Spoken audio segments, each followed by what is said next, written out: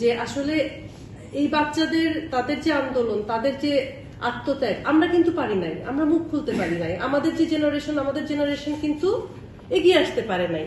ওরা এগিয়ে এসছে, ওরা রক্ত দিয়েছে, এবং তার বদৌলতে এই যে আমরা কথা বলতে পারছি, প্রপারলি কথা বলার এই কথাটা, ওদের রক্তের দিকে সম্মান দেখিয়ে, ওদের প্রতি সম্মান দেখিয়ে আমাদের কিন্তু প্রপার হতে হবে। এখন আমাদের কারোরই আসলে একদম সঠিক হওয়া ছাড়া কোনো উপায় নাই। তো আমি নিশ্চিত আপনারাও আমার সাথে একমত, এবং আমরা সবাই মিলেই সেই সঠিক পথে কাজ করব।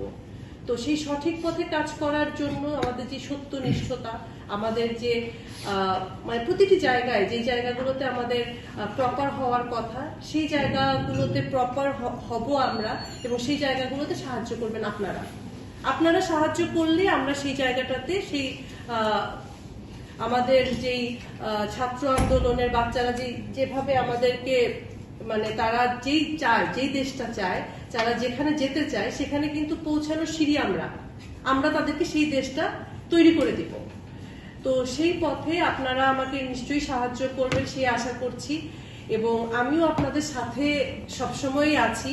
কারণ সত্যনিষ্ঠ যদি কোনো বিষয় হয়, সাংবাদিকতা বলি, আমরা চাকরি বলি, আমরা যেখানেই বলি, যে কোনো প্রফেশনেই বলি, আমি সবসময় বিশ্বাস করি গুড হিউম্যান বিং মানেই একটা মানে গুড অফিসার হতে হলে তাকে গুড হিউম্যান বিং হতে হবে।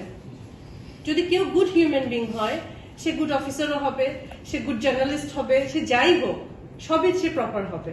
কারণ যখন সে গুড হিউম্যান বিং, তখন তার মধ্যে একটা গুড হিউম্যান বিং এর সব কোয়ালিটি গুলো থাকবে।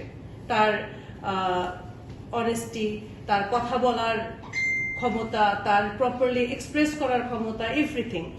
তো আমরা সবাই নিশ্চয়ই সেই জায়গাটাতে যাব, এবং এই পথে আপনারা আমাকে সহায়তা করবেন। আর এখন হচ্ছে আপনাদের কাছ থেকে, আপনাদেরও নিশ্চয়ই আমাদের প্রতি একটা চাওয়া আছে, এবং আপনাদের কাজ করার যে ধরন, সেই বিষয়টা আমার সাথে একটু যদি আপনারা শেয়ার করেন, তাহলে আমরাও সেইভাবে আমরা সবাই মিলে সেই দিকে যেতে পারবো। আপনারা বর্তমান পরিস্থিতিটা সবাই জানেন। আমরা আসলে এখনো একদম ওই যে রাতে শান্তি করে যে ঘুমানো, এখনো ওই জায়গাটা আগের চেয়ে ইমপ্রুভ করেছি, এখনো কিন্তু শান্তি করে, এখন একটা শব্দ হলে আমরা কেঁপে উঠি, তাই না? ওই সিচুয়েশনটা আছে। কিন্তু আজকে আমার এসপি মহোদয়ের সাথে দেখা হয়েছে, কথা হয়েছে, আমি খুবই অপটিমিস্টিক। আমার মনে হয়েছে যে উনি নতুন করে শুরু করতে চান, নতুন উদ্যমে শুরু করতে চান, এবং আমার মনে হয় যে ওনার সাথে মিলে যদি আমরা কাজ করি, হয়তো এই কাজগুলো আজকেই সব 10টা করতে নেমে যেতে পারবে না, কিন্তু আমি নিশ্চিত যে আমরা সময়ে, আমাদের টার্গেট থাকবে শো অফ না, আমাদের টার্গেট থাকবে কাজটা হওয়া। সেই জায়গা থেকে আমরা কাজ করব। আমি যা ইচ্ছা বলে ফেললাম, এটা ফ্রিডম না। আমি যা ইচ্ছা লিখে ফেললাম, সেটাও ফ্রিডম না। আমি যে কথাটা লিখলাম, সেই কথাটা সত্যতা আছে কিনা, যদি সত্যি কথাটা আমি লিখি, সত্যি কথাটা বলি, সেটা ফ্রিডম। সেটা হচ্ছে, এখনো হচ্ছে। আমি চাচ্ছি যে ওনাকে আমি হ্যারাস করব, আমি ওনাকে জীবনেও চিনি না, আমি একটা কথা ওনাকে নামে লিখে ফেললাম, এখন এই কথাটা 100টা শেয়ার হয়ে গেল,